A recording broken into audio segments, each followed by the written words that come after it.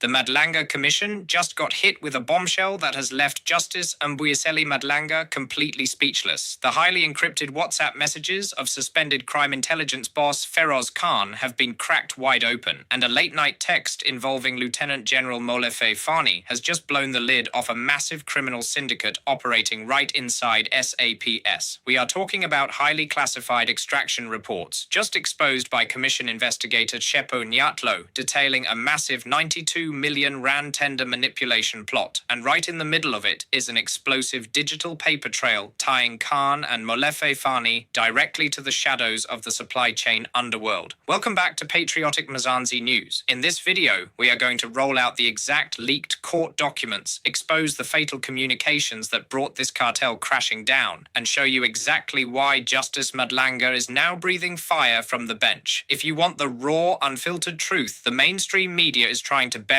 smash that like button, subscribe, and turn on your notifications. Let's get right into the facts. Jabulani, please show them the evidence. To be provided to me, but I don't have it. So I will only read that Major General Khan is an adult male, head of operational intelligence support at crime intelligence at the South African Police Services, and he holds the rank of Major General since 1 September 2017. I will pause there. And I will just correct the Major General and say it's a service singular. It's a South African Police Service. It's never service. It's not with subs. Thank you. It may appear unimportant, but it's actually very important. Noted, Chair. Thank you for that, Commissioner Khumalo. So, Chair, the first topic is the question of the tenders. And I would like to clarify that what the purpose of us going here is. It's not a roving inquiry into ordinary procurement irregularities or garden variety tender fraud. It's directed at whether a SAPS officer, a crime intelligence officer, a senior member of the service, was a conduit for private, commercial, or criminal interests, and whether they were able to gain access or influence or corrupt or compromise law enforcement structures. As such, it falls squarely within the terms of reference of this commission. So that's the approach and the framing that I'd like the commissioners to bear in mind as we enter the discussion on the tenders. The first set of tenders relate to a gentleman by the name of Mr. Mo Sayed, and he is a director of a company called Carne Links. And Chair, I'm going to read the submission that they have provided to us. They provided it last night, and I think it's important in all fairness to read it into the record. And I'd like you, please, to have a look at page 129 of the answering affidavit. Before I do so,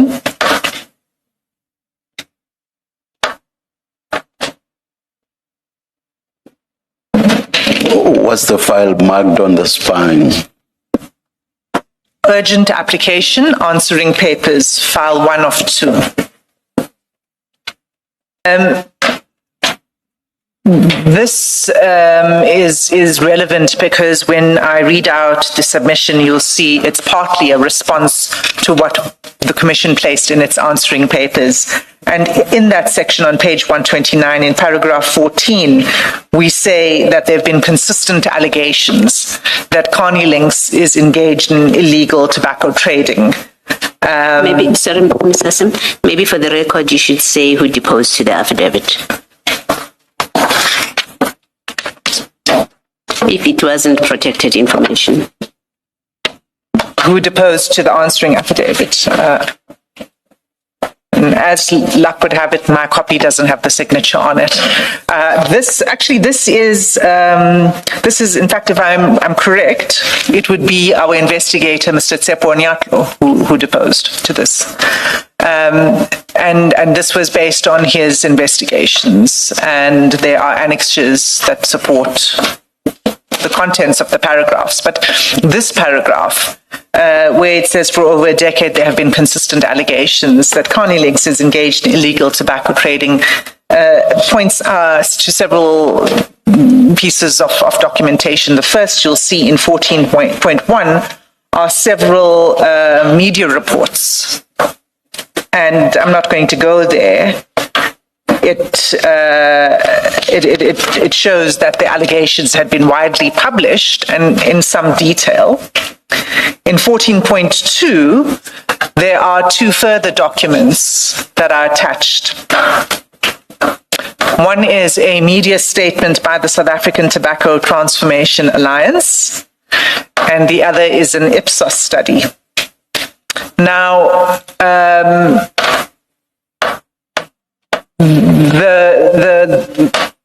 this is not the entire basis upon which we make these allegations, and I'll explain why.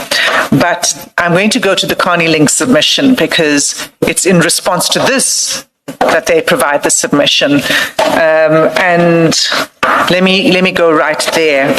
Chair, were they invited to make this submission? They were not invited to make the submission. It's a voluntary submission, and it'll be apparent when I read this, the context in which they do make it. And as I said, Chair, I think given that I am going to go in some detail through the chat, it's important that their version is placed on record before I do so. Yes.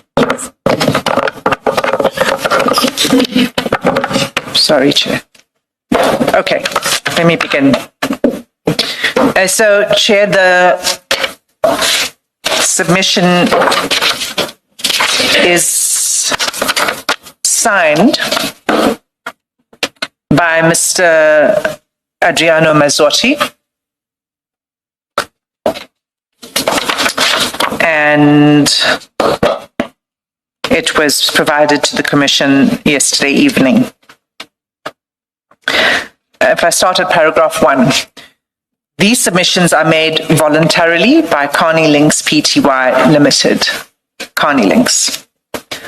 Carne Links has not been issued with a notice by the Judicial Commission of Inquiry into Criminality, Political Interference and Corruption in the Criminal Justice System, the Commission, nor has it been requested or directed to provide evidence or submissions. The company nevertheless considers it appropriate in the interests of fairness and to assist the Commission in the proper discharge of its mandate to place certain relevant facts before it. Carne Links has become aware that allegations concerning the company appear in the affidavit deposed to by the Commission's investigator, Tsepo Nyatlo, as well as in the Rule 3 notice issued to one of its directors, Mohammed Sayed, in his personal capacity. Although the Rule 3 notice is directed exclusively to Sayed and not to Carne Links, the company is concerned that allegations affecting its business, reputation, and commercial standing may ultimately be considered without the benefit of Carne Links' own explanation and the broader factual and regulatory context within which those allegations arise. Carne Links accordingly tenders these submissions voluntarily. It does so not to challenge the Commission's mandate, nor to relitigate historical regulatory matters with the South African Revenue Service, but to assist the Commission by placing before it a balanced account of the company's history, regulatory engagement, and present position. Carne Links supports the Commission's constitutional mandate to investigate criminality, corruption, and political interference within the criminal justice system. It has no interest in shielding unlawful conduct by any person or entity and welcomes any lawful process that advances accountability, transparency, and the rule of law. At the same time, Carne Links respectfully submits that findings affecting the reputation of any corporate entity should be based upon credible independently verifiable evidence and should distinguish carefully between historical regulatory defaults, historical conduct voluntarily disclosed pursuant to Chapter 16 of the Tax Administration Act, unresolved tax disputes being determined through statutory mechanisms, allegations made by competitors or industry participants, media reports and public commentary, industry-sponsored reports, and evidence capable of establishing present-day unlawful conduct. It is against that background that Carne Links respectfully places the following facts before the Commission. Carne Links is a South African cigarette manufacturer duly incorporated in accordance with the laws of the Republic. Carne Links was established in May 2011 and has for approximately 15 years operated within one of the most comprehensively regulated industries in South Africa. During that period, it has grown into an established South African manufacturer operating under licenses issued by the South African Revenue Service, investing substantially in local manufacturing capacity and contributing meaningfully to the South African economy. Carne Links is the holder of a valid cigarette manufacturing license issued by SARS in terms of the Custom and Excise Act, copy of which is attached, marked A for your reference. The company operates under that license and remains subject to continuous regulatory oversight by SARS. The manufacture of tobacco products is governed by an extensive legislative and regulatory framework, including licensing requirements, excise controls, customs supervision, record-keeping obligations, inspections, audits, and enforcement powers administered by SARS. Carne Links conducts its business within that statutory framework. Carne Links is a South African taxpayer and has throughout its existence engaged with SARS as the regulator responsible for the administration of the customs and excise regime applicable to licensed tobacco manufacturers. In this regard, we annex here to Carne Links' tax compliance certificate marked B. Carne Links contributes to the South African economy through investment in manufacturing infrastructure, the payment of taxes, and the creation of sustainable employment opportunities. The company directly employs approximately 100 South Africans and supports many additional livelihoods throughout its value chain, including tobacco merchants, transport operators, logistic providers, warehousing businesses, packaging suppliers, distributors, and retailers. Over the course of its operations, Carne Links has invested substantially in manufacturing facilities, plant equipment, and distribution infrastructure within South Africa. Carne Links is also a member of the Fair Trade Independent Tobacco Association, an association representing independent tobacco manufacturers and advocating for lawful competition, effective regulation, and meaningful measures to combat illicit trade. Like every legitimate participant in the regulated tobacco industry, Carne Links has a direct commercial interest in ensuring that illicit trade is effectively addressed. Illicit trade undermines compliant manufacturers, deprives the fiscus of significant revenue, and distorts lawful competition. Under the heading of historical regulatory matters, considerable reliance has been placed in the public domain and more recently in the affidavit deposed to by the Commission's investigator upon an affidavit deposed to by Carne Links Director Adriano Mazzotti on 6 May 2014. Carne Links does not seek to distance itself from the existence of that affidavit or from the fact that it contains admissions concerning historical conduct. Carne Links respectfully submits, however, that the affidavit cannot properly be understood unless it is considered within the statutory and factual context in which it was prepared. During 2014, Carne Links engaged with SARS in a comprehensive disclosure process concerning historical tax matters, with the objective of making full disclosure concerning historical tax compliance and seeking to regularize its tax affairs under the applicable tax legislation administered by SARS, including the Tax Administration Act, Customs and Excise Act, the Value Added Tax Act, the Income Tax Act, and any other legislation applicable to the matters under consideration. Adriano Mazzotti, in his capacity as director of Carne Links, deposed to an affidavit. Carne Links and SARS subsequently adopted differing positions concerning aspects of that engagement and its outcome. Carne Links does not consider it necessary or appropriate for this commission to determine those issues. They properly fall within the statutory framework governing the administration of tax legislation and the relationship between a taxpayer and the revenue authority.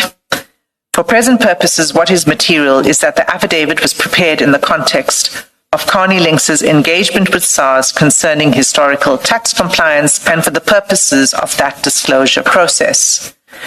The affidavit was intended to form part of a confidential engagement between Carne Links and SARS.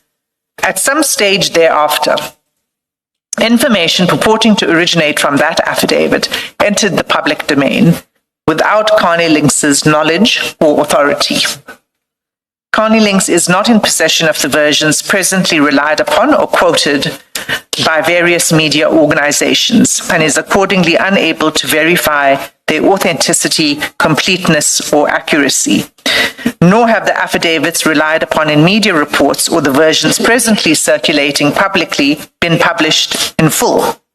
Carne Links is therefore unable to determine whether quotations attributed to the affidavit accurately reflect the original document, whether they have been reproduced completely or whether they have been presented out of context. Carne Links further notes that the aspects of the media reporting concerning Carne Links, Mazzotti, and the historical tax affairs have previously been found by the press ombudsman to have been inaccurate. The Commission is therefore respectfully requested to approach media reports concerning these matters with appropriate caution and to place reliance upon primary evidence properly before it. Carne Links accordingly submits that any assessment of the affidavit should be undertaken only with reference to the original document, its statutory and factual context, and the evidence properly before the Commission, and not by reference to excerpts, summaries, and characterizations appearing in media reports or public commentary. The affidavit demonstrates that Carne Links engaged with SARS concerning historical tax matters. It does not, without more, establish that Carne Links presently conducts its affairs unlawfully or forms part of any alleged criminal enterprise.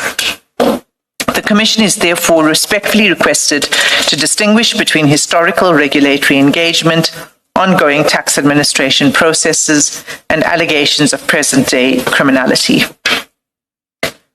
Under the heading Carne Links' present regulatory position to Mr. Mazzotti's affidavit that was provided to SARS. It is a 2014 affidavit. The settlement agreement that was concluded between Carne Links and SARS was only concluded in 2020. And in fact, I don't propose to go to it in detail, but it is before the commissioners, and I'll just take you to the page reference in a moment. The basis upon which that settlement was reached were facts, different facts and admissions. Well, let me not say admission, different facts that were agreed to by Carne Links than the 2014 facts in the Mazzotti affidavit. So it extends over a period of time. And we have the objectively verifiable evidence before us because we requested it from SARS under a 10-6 subpoena, and it was provided to us with the necessary permissions to be able to use it in these proceedings. So I think, Chair, I will now go to that affidavit. Maybe before you do that, even if it's just for the record, just to confirm that Carne Links or Mr. Mazzotti himself, have they requested to file an affidavit before the Commission in the light of whatever is concerning them from the answering affidavit in the High Court, or to appear? Has there been that kind of approach from them? Commissioner Pillay, the only communication that we've received from Carne Links is the letter that I've now read out in the form of a submission. There's been no request to formally testify or provide anything on oath. Okay, thank you.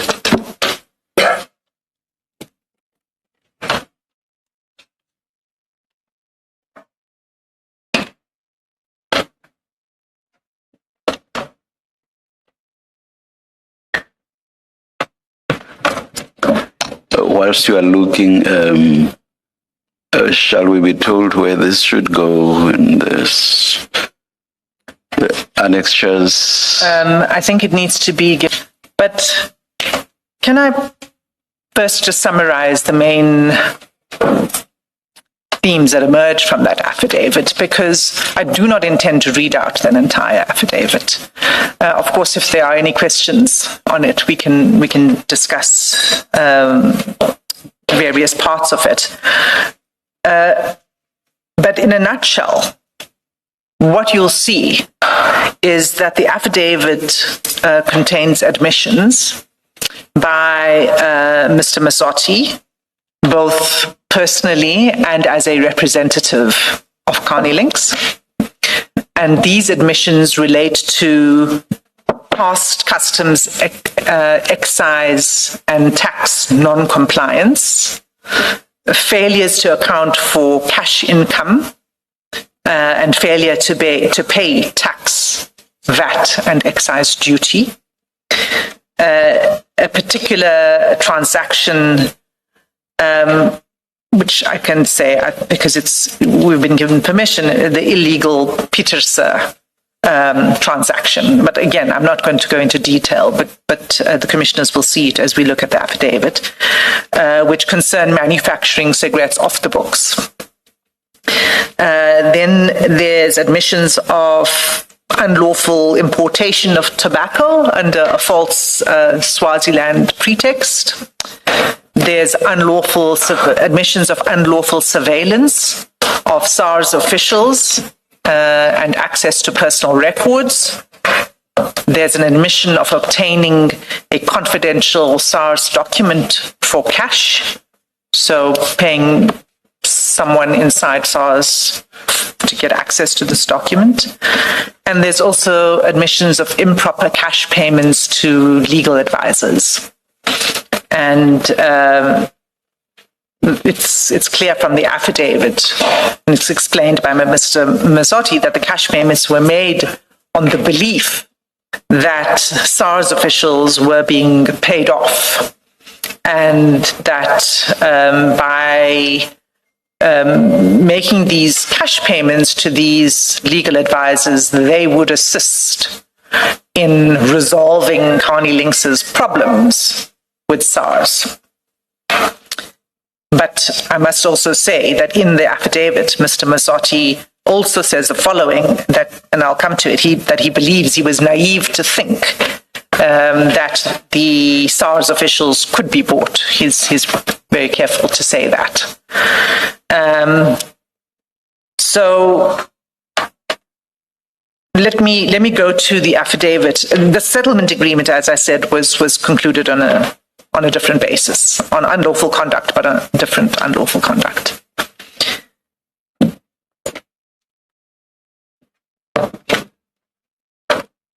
The affidavit, the SARS bundle is CJC 361, and there's one file.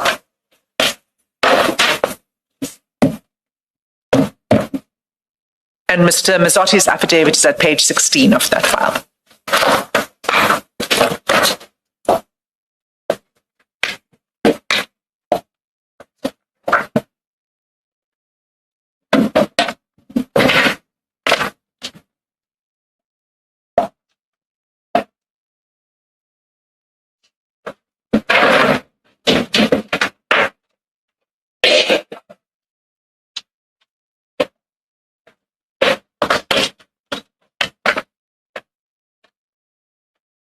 See that it begins with the usual declarations. It's signed, it's a deposition by Mr. Adriano Saro Lorenzo Mazzotti. He explains the purpose of the affidavit. And if we could just scroll down, there's a lot of background and principles, etc. If we scroll down to paragraph 8, after describing the principles of restorative justice and settlement of conflicts, etc.,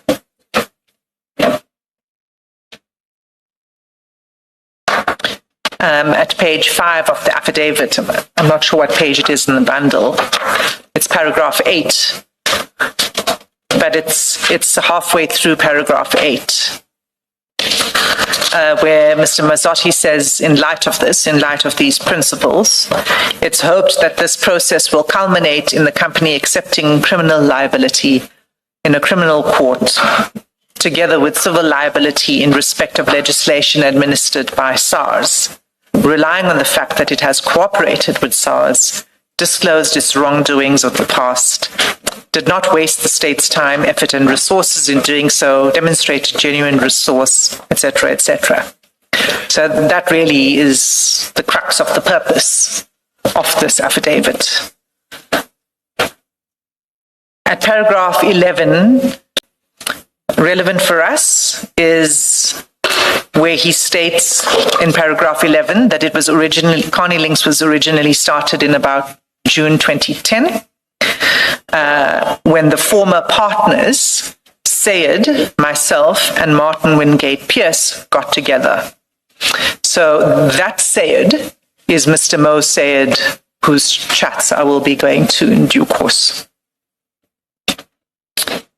Paragraph 12, he talks about a bit more about the history and when they first acquired manufacturing equipment to start the business, and that again was together with Sayed, Martin Wingate Pierce, and Craig Williamson, who also was involved in this enterprise. Mr. Craig Williamson, of course, is no stranger to crime and criminal conduct.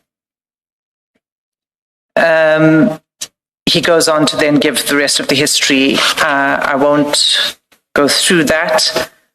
Paragraph 16, the commissioners will see a table of the shareholding breakdown.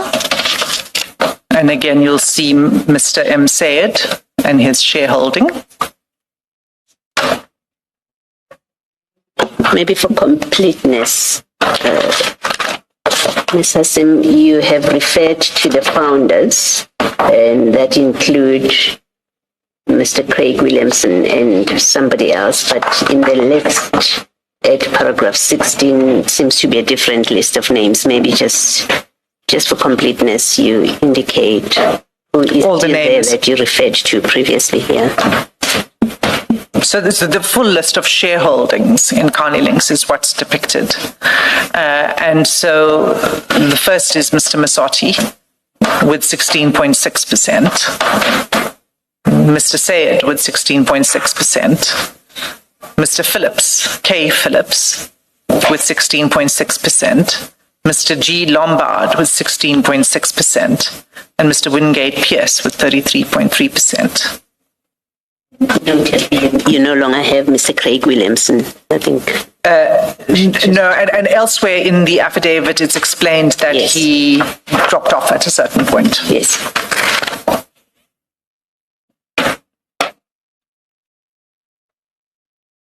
In fact, it says that there was a cash contribution raised to pay out Mr. Williamson when he exited the enterprise.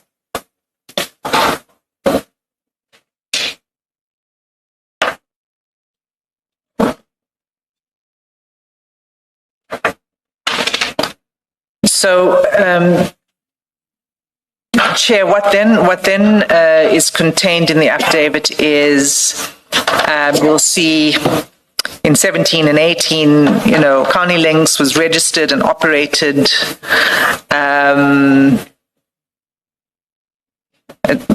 lawfully to date. For example, in paragraph 18, to date, the company has always made the payments due to SARS on time and accurately, except as mentioned below. In 19, the company has also abided by the requirements of VAT and income tax, except as itemized below. I don't think it's necessary for us to go into the individual instances of this conduct. I've set out already for the commissioners the topics that they cover. So if I may skip over those, they are under different headings, but as you go through it, you'll see that they relate to what I've said about evading income tax, excise duties, VAT, illegal trading in relation to the Grundling heading. It concerns the payment of cash for certain benefits, and again also cash payments to avoid tax. Infiltration of SARS.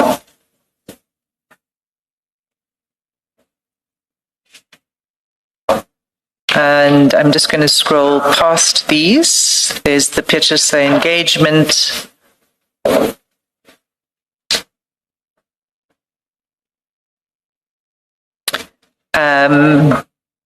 I just want to point out that, and commissioners, you'll see throughout this is not just an conduct that was undertaken by Mr. Mazzotti on his own. He did it in concert with Mr. Mosaid and with Mr. Phillips. For example, when you look at paragraph 51, he says, in February 2013, Peterson approached me with an offer, which I discussed with Sayed and Phillips. We accepted his proposal, which was wrong and has landed our company in trouble. And in retrospect, we should never have done this. And then he describes the arrangement in some detail.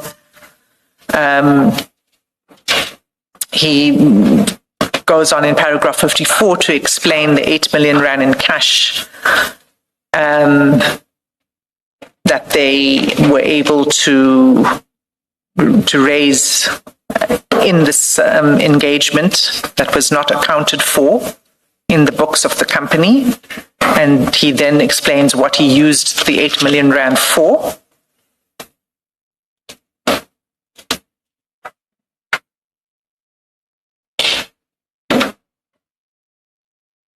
One, it's clear that he accepts that Carne Links acquired tobacco unlawfully and wrongfully of 2 tons per week over a period of time.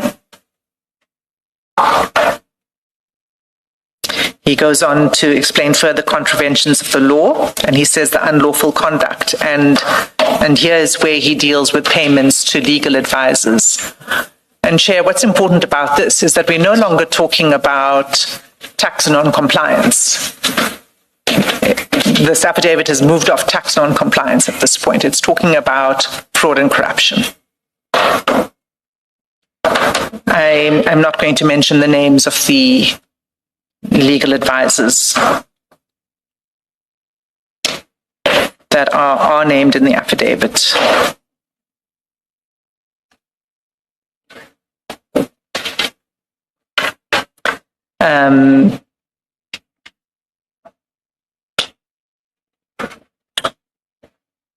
He does say in relation to at least one of them that you'll see in paragraph 83 of the affidavit.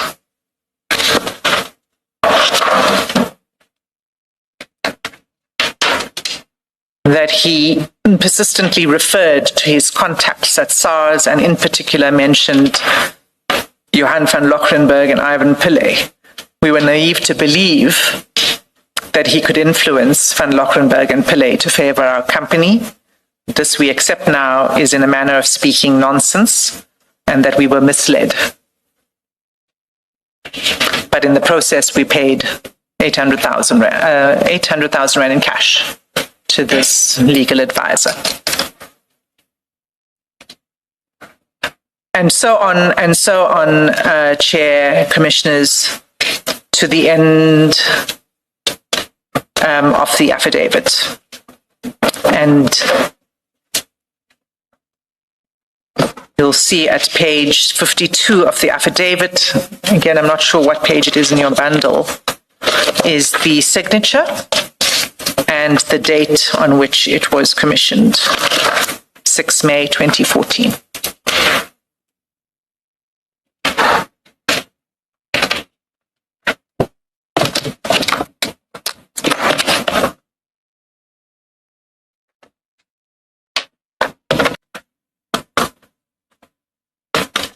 is at page 88.3 of your bundle when you're ready, although we're not going to go through it in detail, Chair, unless you wish to.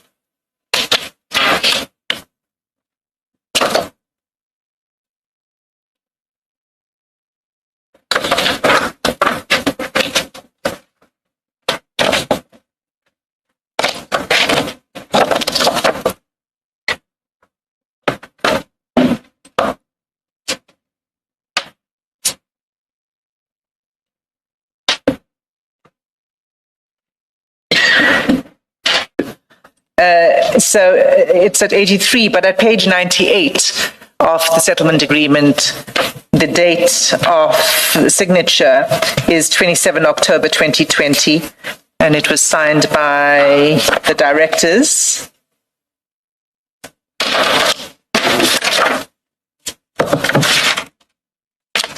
Of Carne Links and two of the directors and a SARS representative.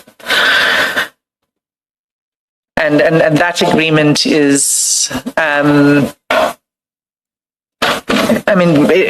really what it does in a nutshell is it records SARS's position and view that the cigarettes, that cigarettes manufactured by Carne Links were presented on paper as having been moved and exported lawfully, but that there were no documents to prove a lawful export. So the effect was that SARS treated the cigarettes as having been diverted into South Africa without customs duties, VAT, etc. being paid.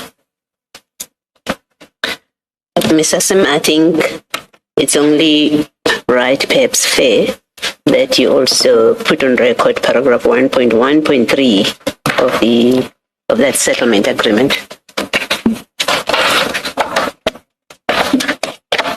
It mentions two specific individuals against whom this debt is raised, and therefore not everybody who is a director or shareholder. Yes, Commissioner Pillay, it says that the amount in dispute means the debt raised by SARS against Carne Links, the company, of which Mr. Mazzotti, Mr. Phillips, and Mr. Sayed are directors. So it's against the company as well as Phillips and Mazzotti in their personal capacities. Thank you. The amount in dispute is about 31.5 million, but the settlement agreement concluded on basis of 25 million and something.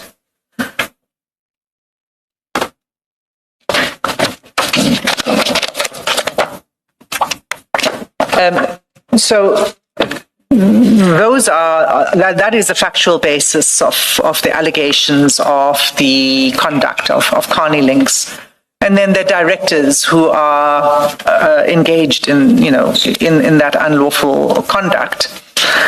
The allegations, the admissions in the affidavit of fraud and corruption, we have no knowledge of anything further coming of it, whether there were any charges or whether there was any action that was taken. It's not within SARS jurisdiction to follow up on those, but we don't know if it was referred for any purposes. So we don't have knowledge on that. Can I again just check in that letter, the submission, if you just bear with me, there is somewhere, there's a paragraph where Mr. Mazzotti implores us to have reference to the original affidavit. Sorry, I had highlighted it. I had highlighted where he says he asks us to have regard to the original document or affidavit, and I think it's paragraph 34. Hold on. To place reliance on primary evidence properly before it. Yeah. And you have said that you have received this affidavit from SARS. It's a copy, if we can just confirm for the record, and you've not been offered the original by Mr. Mazzotti.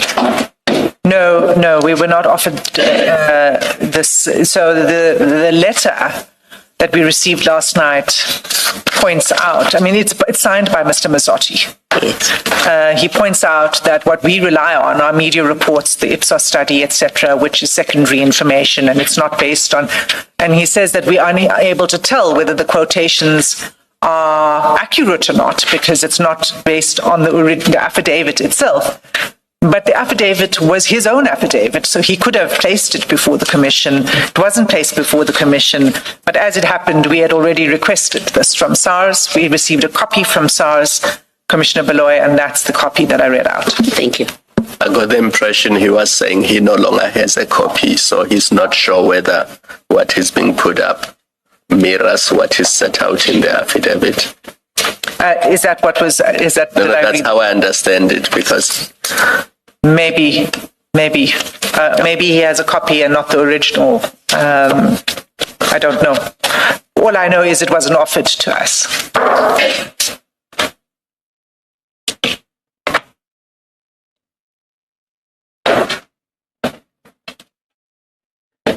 So, Chair, I mean, all of this is again really just prefacing us now getting into the content of the tenders and the significance of Mr. Mo Sayed and the chat between General Khan and Mo Sayed. And it's not just in relation to his links with the company and his involvement in this conduct in the company, but also other allegations that have been made in the media for some time. And we also detail that in the answering affidavit. It was something that, you know, even Mr. Shongwe referred to when he was here. Those are allegations. There's, again, no charges that we are aware of that have been brought against Mr. Sayed, for example, in relation to the allegation that he was involved in the hit against the doctor, Mr. Munshi. But they're allegations. And I'm not, and the allegations of other sorts of cover-ups, I'm not going to go any further into that. The point is, it's a matter of public record that these allegations are swirling, and I have nothing further to say on it. In that context, I now would like to turn to the WhatsApp conversation. And for that purpose, Chair, we provided a core bundle because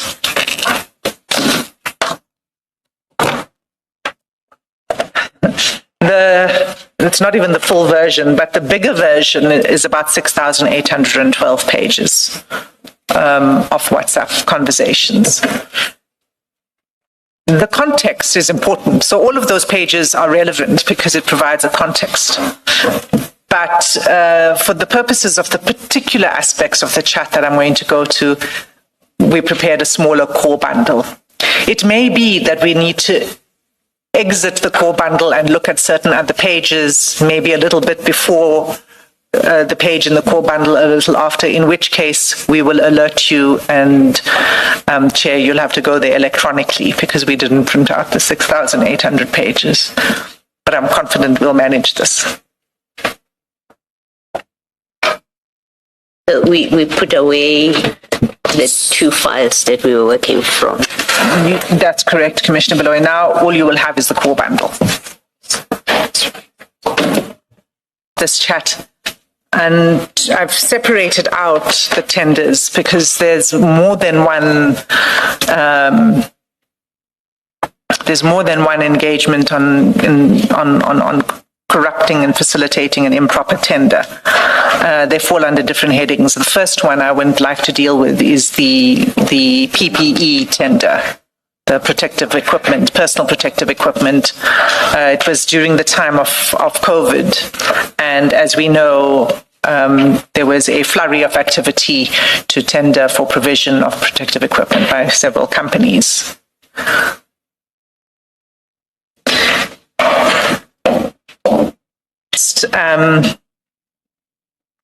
The first exchange, it begins on 12 January 2021.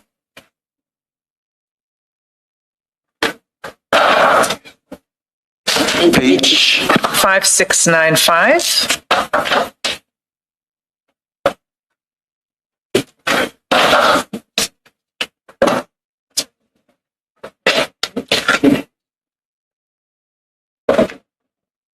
Sorry, is that in volume 2?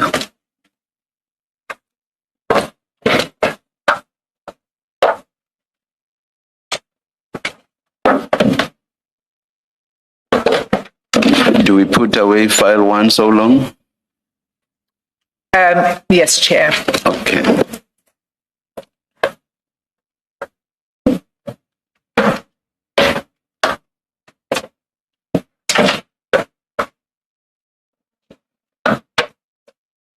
Commissioners, there are several devices that were seized from General Khan on the 10th of May. In these series of chats, we're going to be looking at the conversations, the WhatsApp conversations only, not other parts of the devices that come from an iPhone 8 and from an iPhone 11.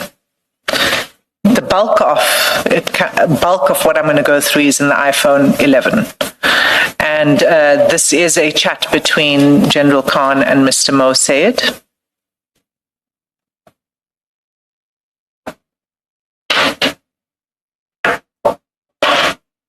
And it begins at the top of 5695.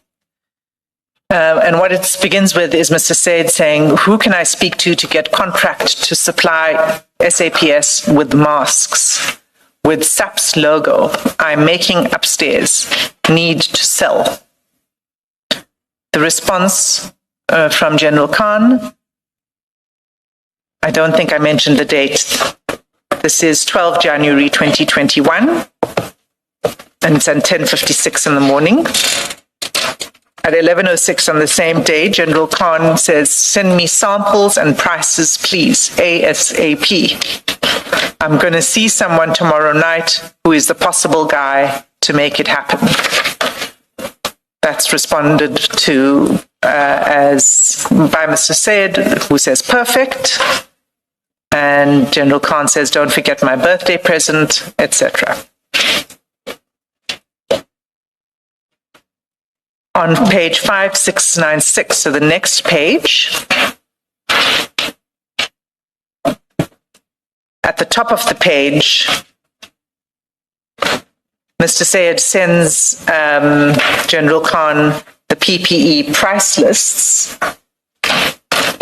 and that is contained in the annexure bundle. It's annexures to WhatsApp chats, and it's just one file. And in that bundle, so Chair, in these chats, there are documents that are attached, etc., voice notes. And so that's what this annexure bundle is about. Page 147 is where you'll see the price list that is contained on page 5696.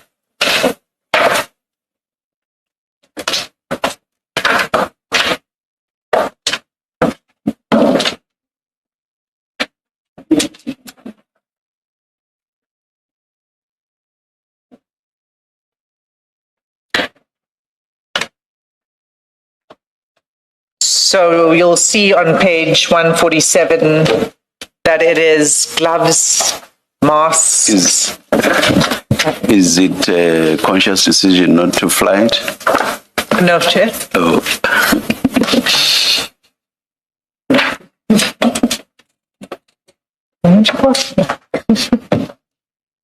So you'll see that it's gloves and masks and caps and shoe covers, and the prices are to the right-hand side.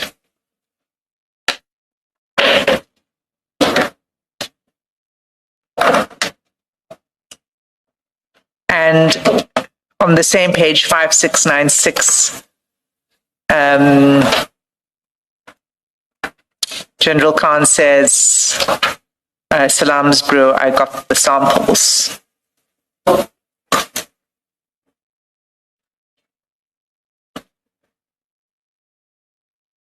And then if we move forward, I suppose it would be for General Khan to explain what he meant when he says, I got the samples. But this seems to be a reference to something different from the price list, that the samples themselves would have been what he's referring to. I think it is different, Commissioner Pillay, because when you have regard to the chat we went to before, he said, send me the samples and price list. This is the price list. I think the samples might have been sent physically, obviously. So he's reporting that he received the samples. I can only put two and two together there. They came with the birthday present. They were not the birthday present. The birthday present was a separate package. Yes. Thank you.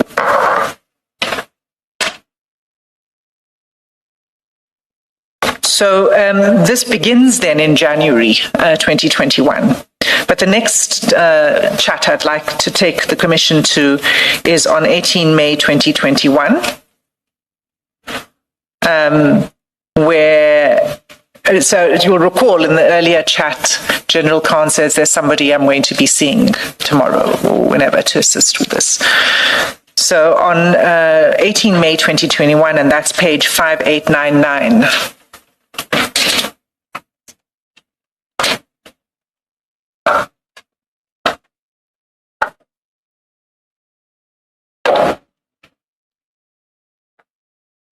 at the top of the page, Mr. Sayed says, Brew, let me know what the procurement for SAPs say for the masks. And General Khan responds, are you on CSD? Mr. Sayed says, what's that? Now, we do know that the CSD is a central supplier database, and we don't know what further communication took place to assist Mr. Sayed to get onto the central supplier database. But that takes place in May. The next exchange on this tender takes place on the 4th of June, 2021.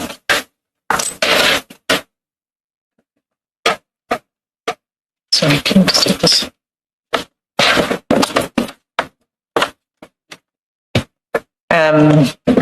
And that's at page 6025.